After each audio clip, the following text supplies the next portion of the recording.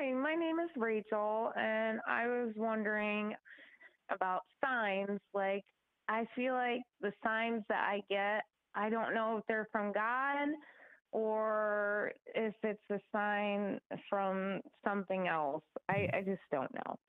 Thanks. Oh, thank you for that. And I think, Rachel, that there are a lot of believers who really wrestle with this. Even the question of should I ask for a sign? Should I ask for God to guide me, to lead me directly?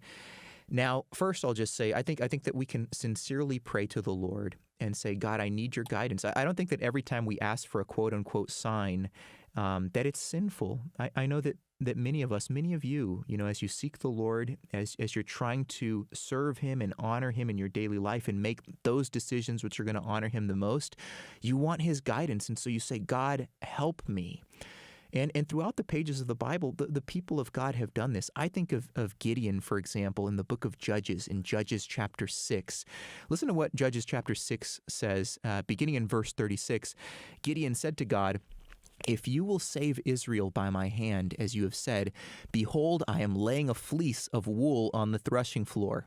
If there is dew on the fleece alone, and it is dry on all the ground, then I shall know that you will save Israel by my hand, as you have said. He's essentially saying, God, give me a sign, like help me to know for sure that you're with me, that you're going to save Israel by my hand. And I don't think he was being sinful there. I think that this was sincere, honest. But there are instances where, we can look for signs. We can ask for signs in a manner that is sinful. We're testing the Lord sinfully.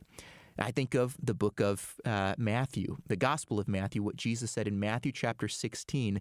The very beginning there, he says in verse 1, the Pharisees came and said to him to test him. They asked him to show them a sign from heaven, and Jesus answered them, when it is evening, you say it will be fair weather, for the sky is red, and in the morning it will be stormy today, for the sky is red and threatening. You know how to interpret the appearance of the sky, but you cannot interpret the signs of the times. An evil and adulterous generation seeks for a sign, and no sign will be given to it except the sign of Jonah. And so Jesus left them and departed. And so you have these sort of two examples of seeking a sign from the Lord sincerely, just asking God for his guidance in our daily lives, and then sinfully testing the Lord and saying, God, you show me, and if you don't, then I'm just not going to follow you, that kind of a thing. Now, how do we sort of parse all of this out, and how do we know when God is actually giving us a sign, when he really is leading us?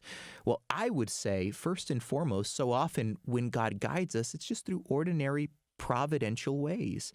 You think of, God opening up doors to an opportunity, or maybe giving you wise counselors, people in your life who can encourage you and point you in the right direction. Not everything is sort of black and white.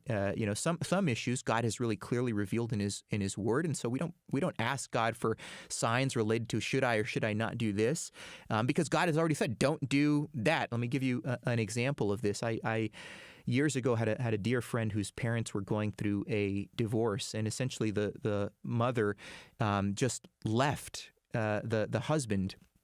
And it was tragic. My friend was just crushed, and there was really no reason for her to leave her husband. And yet she was sort of approaching it in this pious way, saying, I was asking God for a sign. I was laying a fleece out there, and what essentially ended up happening was God revealed to me that this was okay. Well, that's not how God gives us signs. God has already spoken very clearly in his word, and so we trust God's word where he's spoken. But when it's a gray area issue and it's not a matter of sin, we go to the Lord and say, Lord, guide me. And so often the way he does it is just through ordinary means, through people, through circumstances, that kind of a thing. It's not always this voice from heaven. In fact, it never is, really. I mean, God can do that.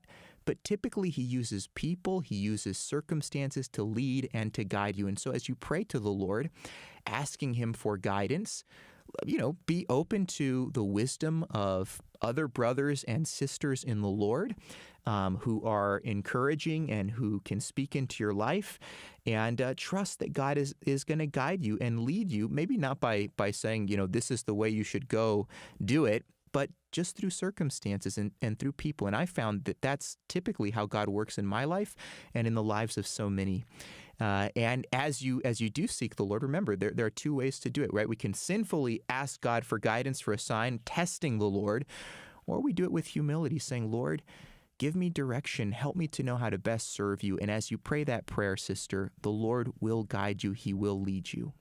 Hey friends, thanks for watching that video. I trust that it was encouraging to you. Please be sure to subscribe to our YouTube channel if you're looking for more great content coming from Core Christianity. And if you haven't done so yet, would you give this video a like? It's one of the ways that we can continue to get the word out.